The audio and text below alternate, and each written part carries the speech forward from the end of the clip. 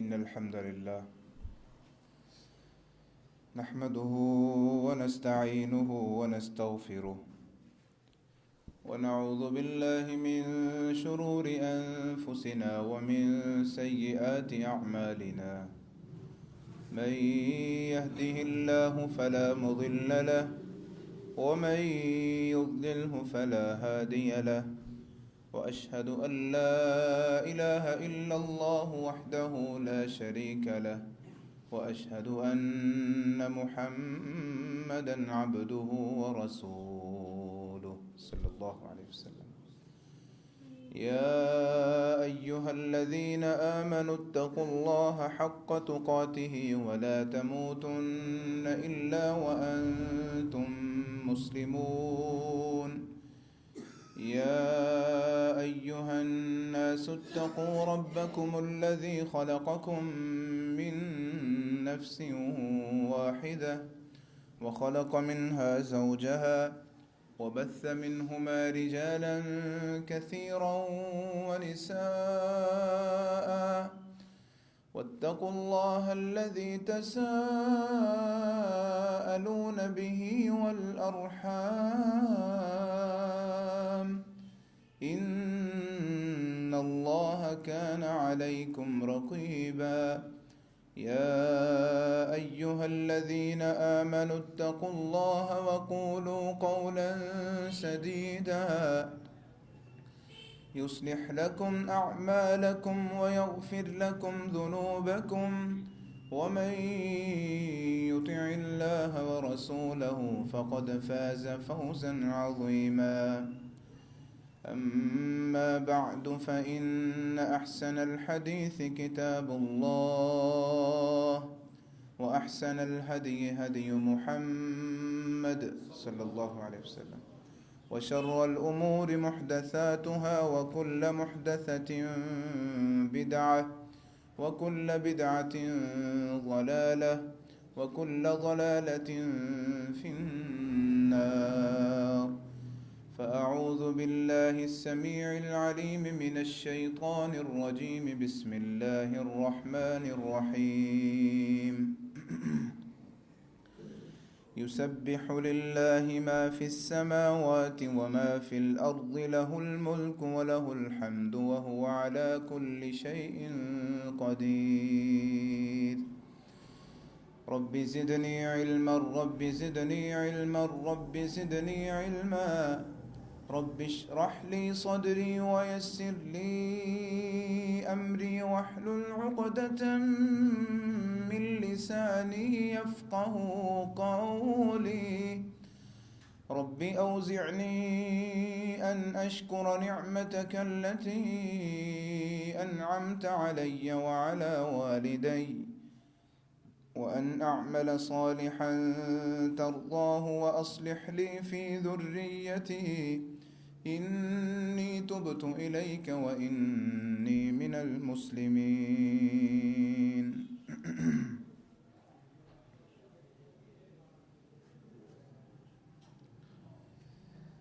काबिल सद एहतराम भाइयों, बुज़ुर्गों, अज़ीज़ साथियों,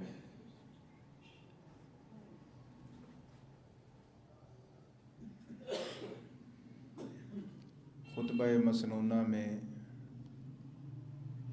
जो आयत मुबारका आपके सामने तिलावत की गई है,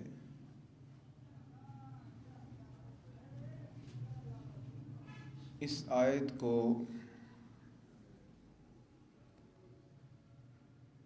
ज़िक्र तौहीद इलाही कहा जाता है।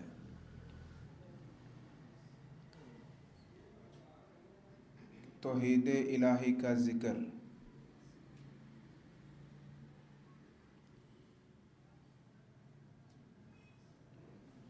ये वो आयत है कि जिसमें तौहीद के तकरीबन तमाम पहलू ज़िक्र हैं।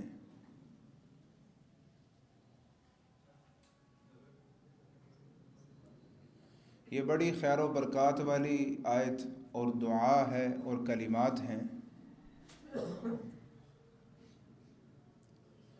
ان کلمات اور اس آیت اور اس ذکر کی بنیاد پر انسان کی اعمال صالحہ کی عمارت کھڑی ہے۔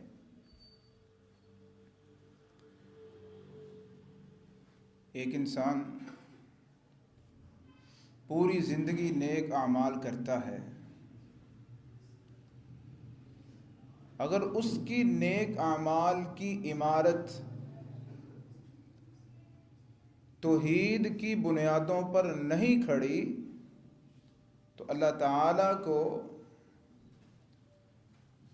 اس کے نیک اعمال کی عمارتیں، بلڈنگیں اور پلازے اور نیک اعمال کے انبار، وہ تو دور کی بات، اللہ تعالیٰ کو وہ انسان ہی پسند نہیں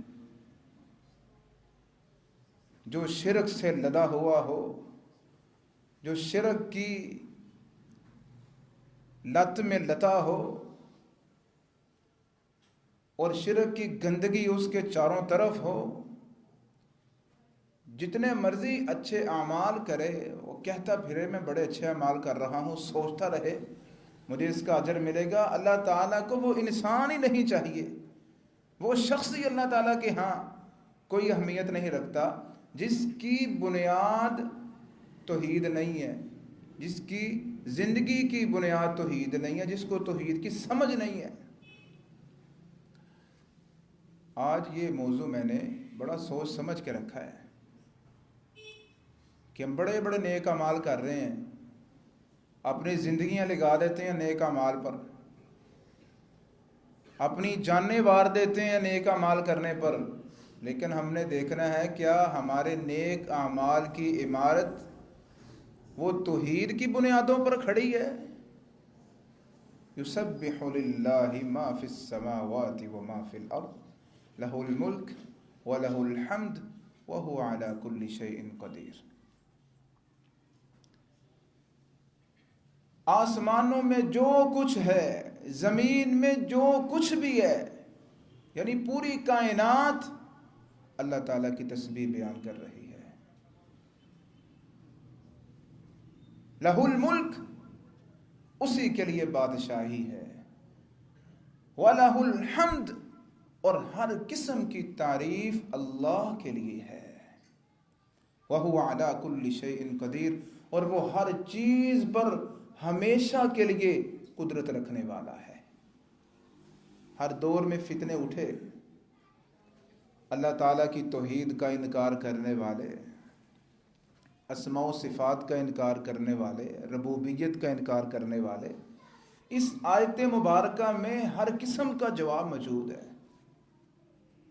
نبی رحمت، نبی مکرم جناب محمد رسول اللہ صلی اللہ علیہ وسلم کو اس ذکر توحید کے ساتھ، اس آیت کے ساتھ بڑا ہی پیار تھا، بڑا ہی پیار تھا۔ یہ سورۃ تغابن کی آیت مبارکہ ہے، احادیث میں بھی ذکر ہے۔ نبی کریم صلی اللہ علیہ وسلم کے روزمرہ کی زندگیوں میں جو صبح و شام سوتے ہوئے، اٹھتے ہوئے، سفر کرتے ہوئے، گھر میں رہتے ہوئے، نماز پڑھنے کے بعد، حج و عمرہ کی دعاؤں میں، ہر موقع پر نبی رحمت، نبی مکرم جناب محمد رسول اللہ صلی اللہ علیہ وسلم اس ذکر توحید سے بہت محبت کرتے تھے۔ اس کی کچھ وجوہات تھیں۔ پہلی وجہ تو یہ ہے کہ اس آیت مبارکہ میں اثبات توحید ہے، یعنی توحید کی سمجھ، توحید کا اثبات وہ اس آیت میں موجود ہے۔ یعنی توحید، وہ چاہے توحید الوہیت ہو کہ اللہ تعالیٰ سب کا الہ ہے، اس کے علاوہ کوئی الہ نہیں، یہ توحید الوہیت ہے۔ وہ چاہے توحید ربوبیت ہو کہ اللہ تعالیٰ سب کو پالنے والا ہے، سب کو کھلانے والا ہے، یہ توحید ربوبیت ہے، یہ بھی اس میں موجود ہے۔ اور توحید اسماء و صفات ہوں کہ اللہ تعالیٰ کی تمام صفات بھی برحق ہیں، اللہ تعالیٰ تمام صفات کے ساتھ ہے، اور معتزلہ، یہ فتنہ سب سے پہلے جو اٹھا سن 200 ہجری میں ہی اٹھ گیا، یہ دوسری صدی ہجری کے اندر یہ فتنہ شروع ہوا. کہا جی اللہ تعالیٰ کی صفات کو ہم نہیں مانتے، اللہ تعالیٰ کی صفات کے ہم انکاری ہیں. اللہ تو اللہ ہے، بس اللہ ہے وہ. یہ کیا ہوئی کہ اللہ سننے والا بھی ہے، اللہ دیکھنے والا بھی ہے، اللہ قدرت رکھنے والا بھی ہے، اللہ تعالیٰ بڑا وسیع بھی ہے، اللہ تعالیٰ رزق دینے والا. یہ کیا ہوئی؟ یہ تمام صفات کو ہم نہیں مانتے. اگر ہم صفات کو مانیں گے تو یہ اللہ تعالیٰ کے ساتھ شرک ہو جائے گا. عام لوگ ان کے بہکاوے میں آ گئے، یہ فتنہ کھڑا ہوا. اللہ تعالیٰ نے اپنی توحید کی حفاظت کرنے کے لیے اس وقت بھی اپنے بندوں کا انتخاب کیا، اپنی توحید کی حفاظت کی، ڈنکے بجا دیے، اور آج تک اللہ تعالیٰ اپنے بندوں سے اپنے دین کی حفاظت کا کام لے رہا ہے. الحمدللہ. ان کا جواب پھر عقل کے اندھے ہیں نا، کہتے ہیں یہ شرک ہو جاتا ہے کہ اللہ تعالیٰ سنتا ہے، وہ اللہ ہے، بس اللہ ہے، صفات کا انکار کر، یہ شرک ہو جائے گا. اور بھائی اس کا مطلب یہ نہیں کہ اللہ تعالیٰ سنتا ہے جیسے ہم سنتے ہیں. اس کا مطلب یہ ہے کہ اللہ تعالیٰ سنتا ہے ایسے جیسے اس کی شان کے لائق ہے. اللہ تعالیٰ دیکھتا ہے ایسے جیسے اس کی شان کے لائق ہے. اللہ تعالیٰ اپنے عرش پر مستوی ہے، کیسے ہے؟ جیسے اس کی شان کے لائق ہے. اب دیکھیں اس کی مثال، ایک بچہ ہے، ایک جوان ہے، ایک بوڑھا ہے. وہ تینوں کی بصارت میں فرق ہوتا ہے. بچے کی بینائی اس میں کمی ہوتی ہے، جوان ہوتا ہے اس کی بینائی تیز ہوتی ہے، بزرگ ہوتا ہے اس کی بینائی میں پھر کمی ہو جاتی ہے. یہ سٹیٹس ہمارے درمیان اگر ہو سکتے ہیں تو کیا ہم نہیں کہہ سکتے کہ انسان کی سمات اللہ کی سمات سے مختلف ہے؟ اللہ کی سمات جیسے اس کی شان کے لائق ہے. کتنا پیارا جملہ ہے. اللہ کی تمام صفات موجود ہیں، کیسی ہیں؟ جیسے اس کی شان کے، جیسے اس کی شان کے. اس آیت مبارکہ سے نبی کریم صلی اللہ علیہ وسلم محبت کرتے تھے اس بنیاد پر کہ اس میں اس بات توحید ہے، اس میں شرک کا رد ہے. لا الہ الا اللہ وحدہ لا شریک لہ لہ الملک، اس میں شہنشاہی کے کلمات ہیں. تمام بادشاہی اللہ کے لیے ہے، وہ شہنشاہوں کا شہنشاہ. وَلَهُ الْحَمْدُ، تمام تعریفات اللہ کے لیے ہیں، اور قدرت کی تمام طاقتیں اللہ کے لیے ہیں اس آیت میں. وَهُوَ عَلَىٰ كُلِّ شَيْءٍ قَدِيرٌ. اس لیے نبی کریم صلی اللہ علیہ وسلم کو اس آیت کے ساتھ بڑی محبت تھی. يُسَبِّحُ لِلَّهِ مَا فِي السَّمَاوَاتِ وَمَا فِي الْأَرْضِ لَهُ الْمُلْكُ وَلَهُ الْحَمْدُ وَهُوَ عَلَىٰ كُلِّ شَيْءٍ قَدِيرٌ. اس آیت کو پڑھنے کے بہت سے فوائد بھی ہیں. سب سے پہلا فائدہ، جو بندہ یہ آیت پڑھتا ہے یسبح للہ ما فی السماوات وما فی الارض لہ الملک ولہ الحمد وہو علی کل شیء قدیر، تو اللہ تعالیٰ اس کے جواب میں فرماتا ہے صدق عبدی لا الہ الا انا للملک وللحمد. میرے بندے نے سچ کہا ہے، میرا بندہ سچا ہے، کوئی الہ نہیں میرے سوا، تمام تعریفیں میرے لیے ہیں، اور ساری بادشاہت میرے لیے ہے، میں بادشاہ ہوں. اللہ تعالیٰ فرماتے ہیں میرے بندے نے سچ کہا ہے. یہ ہے پہلا فائدہ، یہ جملہ پڑھنے کا، یہ کلمات پڑھنے کا پہلا فائدہ کہ اللہ تعالیٰ فرماتا ہے میرا بندہ سچا ہے. باپ اپنے بیٹے سے کہے نا میرا بیٹا سچا ہے، تو بیٹے کے پاؤں زمین پر نہیں لگتے. فیکٹری کا بوس کہہ دے نا کسی کو یہ میرا ملازم بڑا اعتماد والا ہے، یہ سچ کے علاوہ نہیں بولتا، یہ سچا ہے، چپ کر جاؤ سارے، مجھے اعتماد ہے اس پر، یہ سچا ہے، تو اس کا سر فخر سے بلند ہو جاتا ہے. استاد کلاس میں بیٹھ کر کہہ دے کہ فلاں شاگرد بڑا ہی سچا ہے، تو کتنی خوشی کا لمحہ ہوتا ہے. تو اگر اللہ کہہ دے کہ میرا بندہ سچا ہے کہہ دے سبحان اللہ. یہ جملہ پھر یاد کرنا چاہیے کہ نہیں؟ یسبح للہ ما فی السماوات وما فی الارض لہ الملک ولہ الحمد وہو علی کل شیء قدیر. دوسرا فائدہ، ہر نبی نے یہ ذکر کیا ہے، ہر نبی کے یہ کلمات رہے ہیں. عرفات کے موقع پر، یوم عرفہ، جو حاجی جاتے ہیں ان کو پتہ ہے، جو ہو کر آئے ہیں، جو نہیں جاتے ان کو بھی پتہ ہے. اللہ تعالی ہم سب کو بار بار حاضر نصیب فرمائے. اس موقع پر یہ دعا پڑھنے کا حکم دیا گیا، اور ساتھ کہا گیا کہ یہ وہ دعا ہے کہ جسے آدم علیہ السلام سے لے کر عیسیٰ علیہ السلام تک تمام انبیاء نے پڑھا ہے. میں بھی پڑھتا ہوں، میرے صحابہ تم بھی پڑھو. اس دعا کو اس موقع پر پڑھنے کے بعد اللہ سے جو بھی مانگو گے اللہ قبول فرما دے گا. یسبح للہ ما فی السماوات وما فی الارض لہ الملک ولہ الحمد وہو علی کل شیء قدیر. انسان پوری زندگی دعائیں مانگتا رہتا ہے، ہر موقع پر دعائیں مانگتا ہے، اس کی بھی اپنی اہمیت ہے.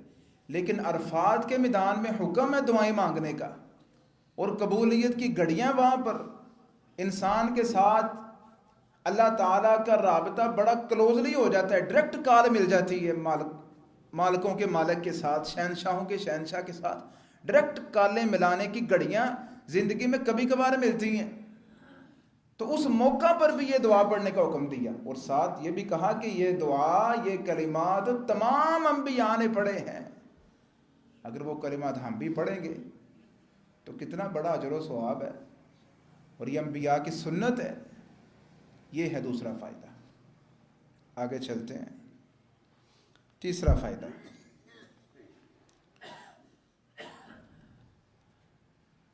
اگر یہ بندہ یہ کلمات پڑھ لیتا ہے تو اللہ تعالیٰ اس بندے کے نامہ اعمال میں نیکیوں کے انبار لگا دیتے ہیں.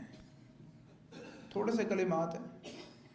حدیث مبارکہ میں نبی رحمت، نبی مکرم جناب محمد رسول اللہ صلی اللہ علیہ وسلم نے فرمایا، جو بندہ ان کلمات کو پڑھتا ہے، یسبح للہ ما فی السماوات وما فی الارض لہ الملک ولہ الحمد وہو علی کل شیء قدیر، ایک مرتبہ پڑھنے سے اس کے نامہ اعمال میں 1 سے لے کر 10 تک نیکیوں کا اضافہ کر دیا جاتا ہے.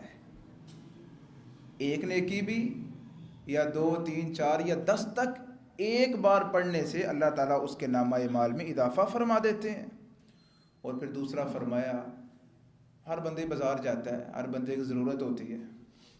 فرمایا جو بندہ بازار میں جاتے ہوئے یہ کلمات پڑھ لے گا، یسبح للہ ما فی السماوات وما فی الارض لہ الملک ولہ الحمد وہو علی کل شیء قدیر، اللہ تعالیٰ اس کے نامہ اعمال میں 10 لاکھ نیکیوں کا اضافہ فرما دے گے. بعض لوگ اس حدیث پر اعتراض کرتے ہیں، لیکن محدثین نے اس کو حسن درجے کی حدیث قرار دیا ہے. میرا یہ ایمان اور عقیدہ ہے کہ جگہ کے لحاظ سے اس کی فضیلت وہاں زیادہ ہے بازار میں. کیوں؟ مسجد میں تو ایک ماحول ہوتا ہے نا پڑھنے کا، مسجد میں تو کرنی نیکی ہے انسان نے، ایک ماحول ہوتا ہے نیک کام کرنے کا، اذکار کرنے کا، تلاوت نماز. لیکن ایسی جگہ پر جہاں پر فحاشی ہے، عریانی ہے، جہاں پر دنیا کی خوبصورتیاں ہیں، جہاں پر گالم گلوچ بھی ہو رہا ہے، جہاں پر دھوکہ فراڈ بھی ہو رہا ہے، گناہوں کی منڈی ہے، اس جگہ پر جا کر یہ دعا پڑھنا، یا اللہ تو ہی شہنشاہ ہے، تمام تعریفیں تیرے لیے ہیں، یا اللہ تو ہر چیز پر قادر ہے، یا اللہ دنیا کی ہر چیز تیری تسبیح بیان کرتی ہے. یہ دعا پڑھنا اللہ تعالیٰ کتنا خوش ہوتا ہوگا کہ یہ بندہ مسجد میں تو مجھے یاد کرتا ہی تھا، یہ بازار میں آ کر مجھے نہیں بولا.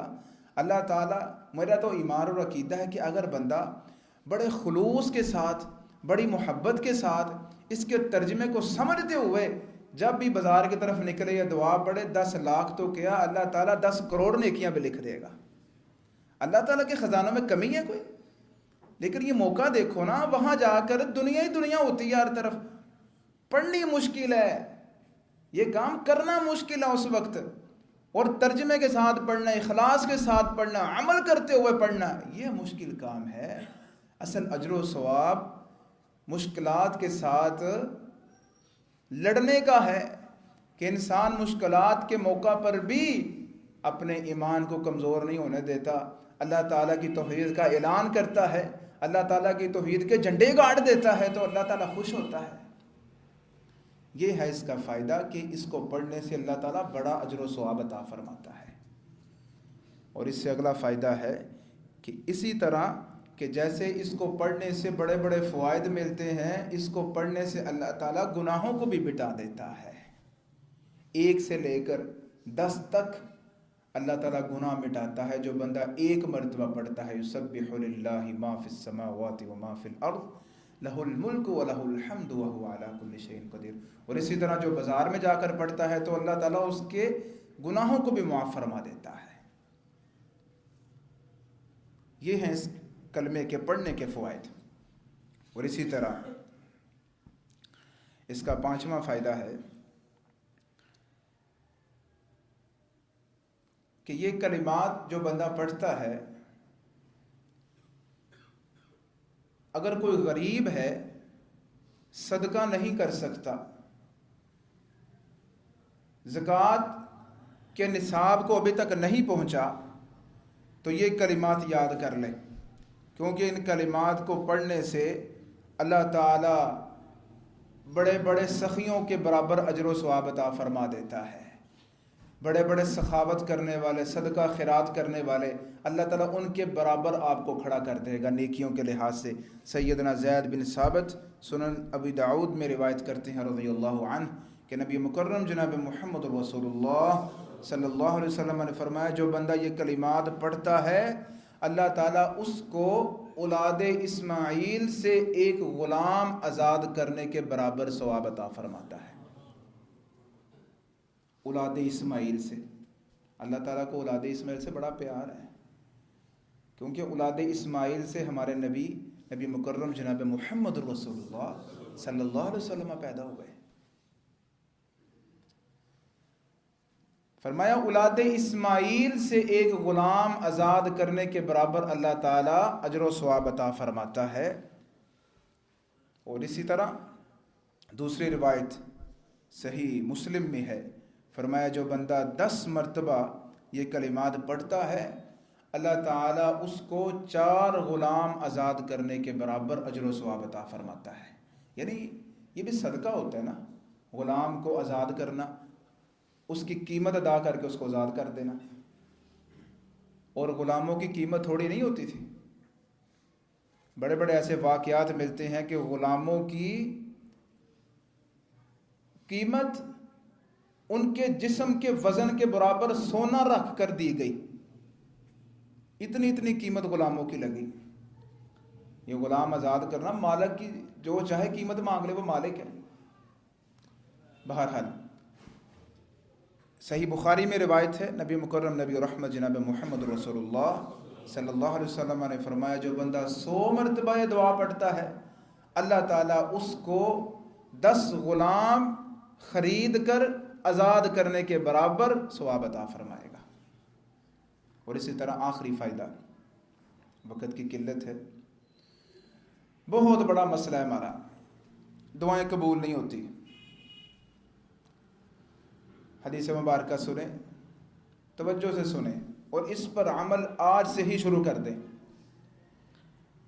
نبی رحمت نبی مکرم جناب محمد رسول اللہ صلی اللہ علیہ وسلم نے فرمایا، جو بندہ رات کو سویا، اس کی رات کو آنکھ کھل گئی ہے اور اس نے اپنی کروٹ تبدیل کی ہے، پہلے دائیں کروٹ تھا، پھر وہ بائیں کروٹ ہو گیا، اور اس نے سوئے ہوئے بندے نے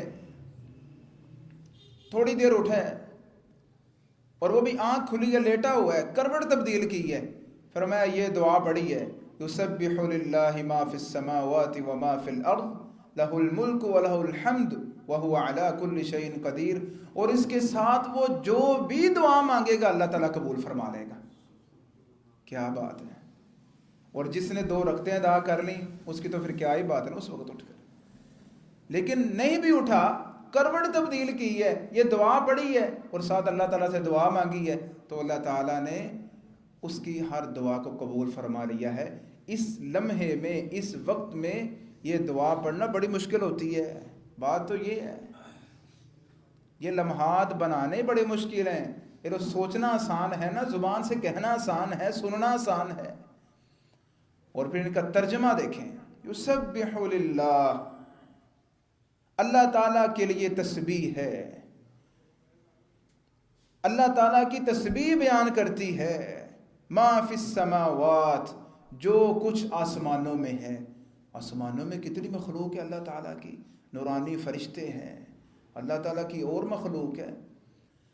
اور یہ بے جان چیزیں بھی اللہ کی تسبیح بیان کرتی ہیں. جس طرح پچھلے خطبات میں نے بتایا تھا, وہ جس لکڑی کے ساتھ آپ صلی اللہ علیہ وسلم خطبہ ارشاد فرماتے تھے ٹیک لگا کر, جب ممبر پر آئے تو وہ رونے لگ گئے. اللہ تعالیٰ نے ان کو بھی قوت دی ہوتی ہے, یہ اللہ کی تسبیح بیان کرتی ہیں بے جان چیزیں. جو کچھ آسمانوں میں ہے اللہ کی تسبیح بیان کرتا ہے. وما فی الارض, اور جو کچھ زمین میں ہے وہ بھی اللہ کی تسبیح بیان کرتی ہے. ہر چیز اللہ کی تسبیح بیان کرتی ہے. لہ الملک, ساری بادشاہی اس کے لیے ہے. وَلَهُ الْحَمْدُ, اور ساری تعریفات بھی اسی کے لیے ہیں. وَهُوَ عَلَى كُلِّ شَيْءٍ قَدِيرٌ, اور وہ ہمیشہ کے لیے ہر چیز پر قدرت رکھنے والا ہے. اللہ تعالیٰ سے دعا ہے کہ اللہ تعالیٰ ہمیں یہ کلمات سمجھ کر پڑھنے کی توفیق عطا فرمائے, اور ان کا ترجمہ اور ان کے ساتھ محبت کرنے کی اور ان کے جتنے بھی فوائد ہیں وہ حاصل کرنے کی توفیق عطا فرمائے. آخر دعوان الحمدللہ.